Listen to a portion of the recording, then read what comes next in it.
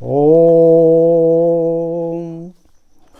लंबोदरं परम सुंदरमेकदन्तं रक्तांबरं त्रिनयनं परमं पवित्रम् उद्धतदिवाकरकरोज्ज्वलकायकान्तं विघ्नेश्वरं सकलविघ्नहरं नमामि।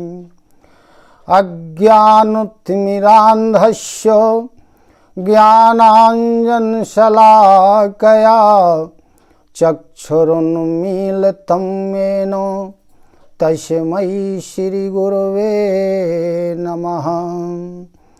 कृष्णाय वासुदेवाय हरे परमात्मने प्रणतिक्लेशनाशाय गोविन्दाय नमो नमः। रामाय रामभद्राय रामचन्द्राय वेधसे रघुनाथाय नाथाय सीताया पते नमः। मनोजवं मारुतितुल्यवेगं जितेन्द्रियं बुद्धिमतां वरिष्ठं वातात्मजं वानरयूथमुख्यं श्रीरामदूतं शरणं प्रपद्ये। ओम नमो भगवते वासुदेवाय, नमो नारायणाय। प्रिय भगवत कथा रस के रसिकजन सभी को मेरा सादर प्रणाम।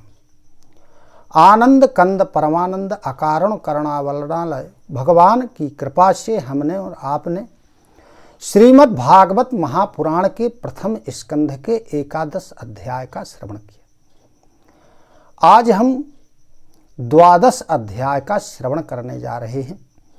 इस 12 अध्याय में शौनक जी ने सूत जी से प्रश्न किया। शौनक जी कहते हैं सूत जी से, अस्वस्थाम्नोपसृष्टेनो ब्रह्मशीष्णोरुतेजसा उत्तराया हतो गर्भो ईशेना जीवता पुनः। शौनक जी कहते हैं कि हे सूत जी, उत्तरा के गर्भ में जो शिशु था उसको नष्ट करने के लिए अश्वत्थामा ने ब्रह्मास्त्र चलाया था। उस ब्रह्मास्त्र के द्वारा प्रायः वह शिशु मृत हो चुका था, लेकिन भगवान ने उसको जीवित कर दिया। उस गर्भ से पैदा हुए महामुनि ज्ञानी राजा परीक्षित के जन्म कर्म मृत्यु का कारण उनकी मृत्यु और मृत्यु के बाद जो उनकी गति हुई, वह सब आप यदि उचित समझें, ठीक समझें, तो हम लोग श्रद्धा के साथ उसे श्रवण करना चाहते हैं। अतः आप हमें उसे समझाइए। तब शौनक जी कहते हैं कि सूत जी कहते हैं शौनक जी से, आपी पलक धर्म राजा पितृवद रज्यन प्रजा निःस्पृहा सर्व कामेभ्य कृष्ण पाताब्ज सेवया। सूत जी ने कहा कि हे शौनक जी, राजा युधिष्ठिर धर्म पूर्वक पुत्रवत अपनी प्रजा का पालन करने लगे। भगवान के चरण कमलों में उनका अत्यधिक प्रेम था। अतः जिस प्रकार भूखे को भोजन के अलावा कुछ दिखाई नहीं देता है, उसी प्रकार राजा युधिष्ठिर को भगवान के सिवा कुछ दिखाई नहीं देता था। कोई अन्य साधनों से उन्हें कुछ सुख प्राप्त नहीं होता था। हे शौनक जी, जब परीक्षित अपनी माता उत्तरा के गर्भ में थे, तब उसे नष्ट करने के लिए जब अश्वत्थामा ने ब्रह्मास्त्र चलाया, तब वह उसके तेज से जलने लगे। उसी समय उस शिशु ने देखा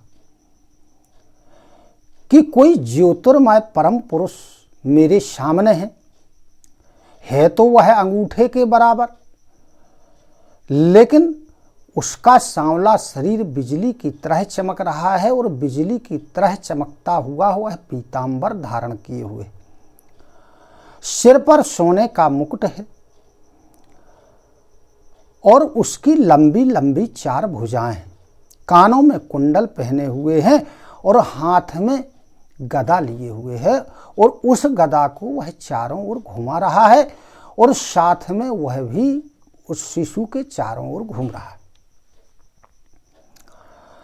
और स्वयं उसकी रक्षा कर रहा है। सूत जी कहते हैं कि हे शौनक जी, अस्त्र तेजा स्वगदया निहार में गोपति विद्यमंतम सन्निष्कर्षे परीक्षित कायते यशो।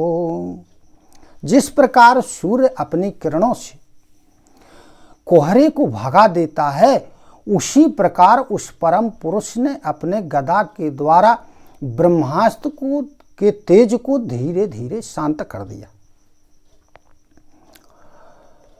अब वह गर्भस्थ शिशु उस पुरुष के लिए सोचता है कि यह कौन है। उसी समय भगवान श्री कृष्ण ब्रह्मास्त्र को शांत करके अंतर्ध्यान हो जाते। तब जब अनुकूल ग्रहों का उदय हुआ और शुभ समय आया, तब राजा परीक्षित का उस शिशु का जन्म हुआ। अपने पौत्र के जन्म की बात सुनकर के राजा युधिष्ठिर को बड़ी प्रसन्नता हुई। तब धौम्य, कृपाचार्य आदि ऋषियों के द्वारा, महात्माओं के द्वारा और अन्य ब्राह्मणों के द्वारा मंगल वाचन करते हुए उस शिशु का जातकर्म संस्कार करवाया गया। महाराज युधिष्ठिर ने जाना कि यह दान करने का उचित समय है। उसको वे भली भांति जानते थे कि यह प्रजातीर्थ नामक काल है, समय है। अतः उन्होंने ब्राह्मणों को स्वर्ण रथ, हाथी, घोड़े, पृथ्वी आदि और अन्य दान आदि का दान किया। ब्राह्मणों ने प्रसन्न होकर अनेक प्रकार से आशीर्वाद दिए। कहने लगे कि तुम लोगों पर भगवान ने कृपा करके, भगवान विष्णु ने इस गर्भस्थ शिशु की रक्षा की और यह तुम्हें प्रदान किया, और यह विष्णु के द्वारा रक्षित प्रदान किया हुआ बालक है, अतः इसका नाम विष्णुरात होगा। अब यहाँ व्यास जी ने उल्लेख किया है कि प्रजातीर्थ नामक काल में राजा युधिष्ठिर ने दान किया। अब प्रजातीर्थ नामक काल क्या कहलाता है, इसके संबंध में स्मृतियों में लिखा है कि यावन् छिन्दते नालम् तावन्नाप्नोति सूतकम् छिन्ने नाले ततः पश्चात् सूतकम् तु विधीयते।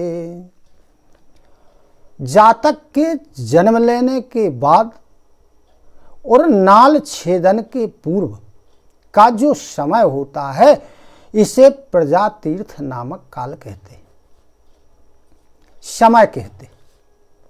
नाल छेदन के बाद सूतक का प्रारंभ हो जाता है। नाल छेदन के पहले सूतक नहीं होता है, और यह जो समय होता है, इस समय में दिया हुआ दान अक्षय हो जाता है।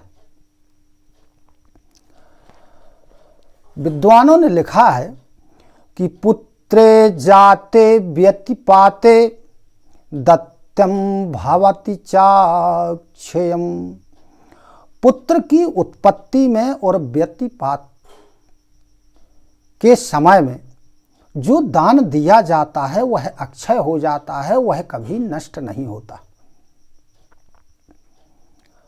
राजा युधिष्ठिर ने कृपाचार्य आदि ऋषियों से प्रश्न किया कि हे महात्माओं, क्या यह बालक अपने वज्जल यश के द्वारा हमारे वंश के जो पूर्वज महात्मा राजर्षि हुए हैं, क्या यह उनका अनुसरण करेगा?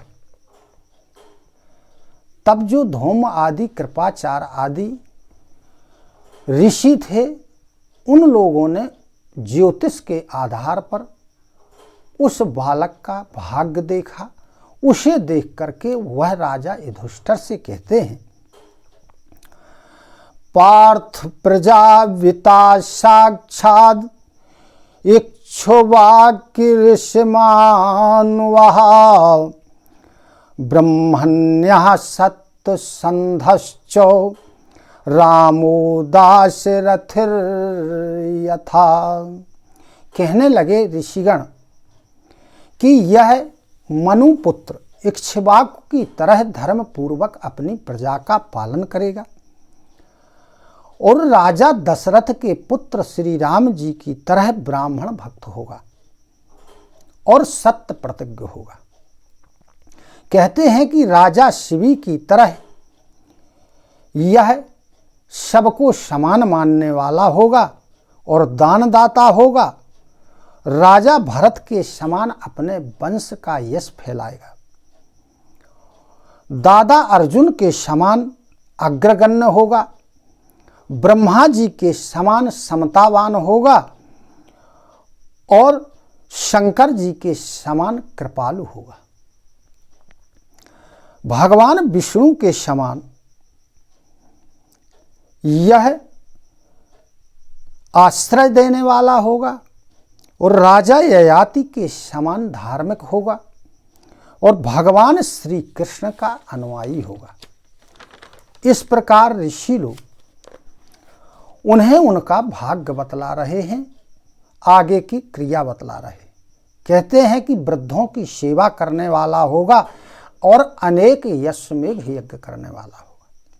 पृथ्वी और गौ की रक्षा करने के लिए कलयुग का दमन करेगा। फिर ब्राह्मण कुमार के शाप के कारण इसे तक्षक नांग डसेगा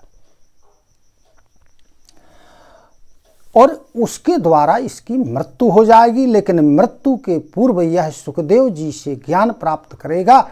ज्ञान प्राप्त करने के बाद गंगा जी के किनारे अपने प्राणों का त्याग करेगा। इस प्रकार धौम्य कृपाचार्य आदि ऋषि उसका फल बतला करके और अपनी अपनी भेंट लेकर के अपने अपने घरों को चले जाते हैं। वही बालक, सूत जी कहते हैं कि हे शौनक जी, वही बालक इस संसार में परीक्षित के नाम से प्रसिद्ध हुआ और शुक्ल पक्ष के चंद्रमा के समान दिन प्रतिदिन बढ़ता हुआ और बड़ा हो गया, सयाना हो गया।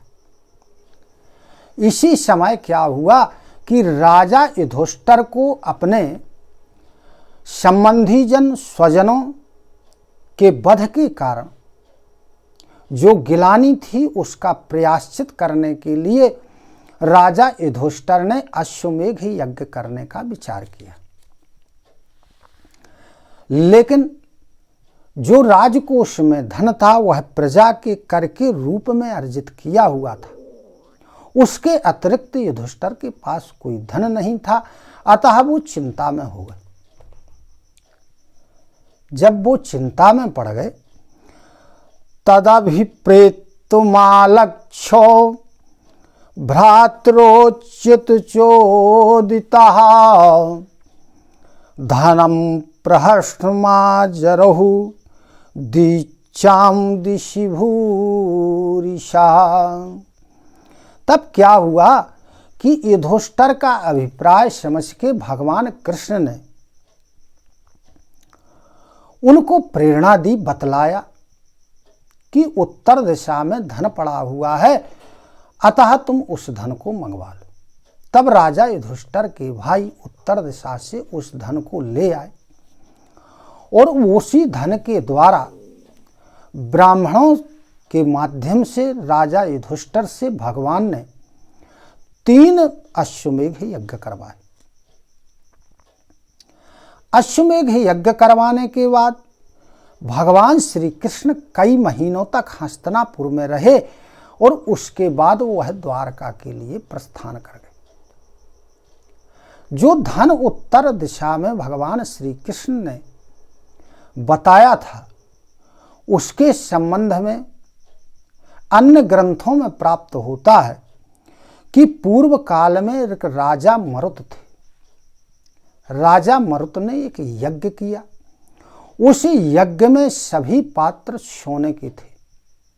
जब उनका यज्ञ संपन्न हो गया तो उन पात्रों को उन्होंने उत्तर दिशा में फेंकवा दिया। राजा मरुत ने ब्राह्मणों को इतना अधिक दान दिया कि वो ब्राह्मण ले नहीं जा पाए, अतः उन ब्राह्मणों ने भी उत्तर दिशा में उस धन को छोड़ दिया। अतः जो धन त्याज्य होता है, छोड़ दिया जाता है, उस पर उस क्षेत्र के राजा का अधिकार होता है। इसी कारण भगवान श्री कृष्ण ने वह धन मंगवा करके राजा युधिष्ठिर के यज्ञ संपन्न करवाए। बोलो श्री वृंदावन बिहारी लाल की जय। इति श्रीमद्भागवते महापुराणे पारमहंसायां संहितायां प्रथम स्कंधे नैमिषेयोपाख्याने परीक्षित जन्माद्युत्कर्षो नाम 12 ओम नमो भगवते वासुदेवाय नमः। नमो नारायणाय नमः। हरि ओम तस्सत्। हरि ओम तस्सत्। हरि ओम तस्सत्।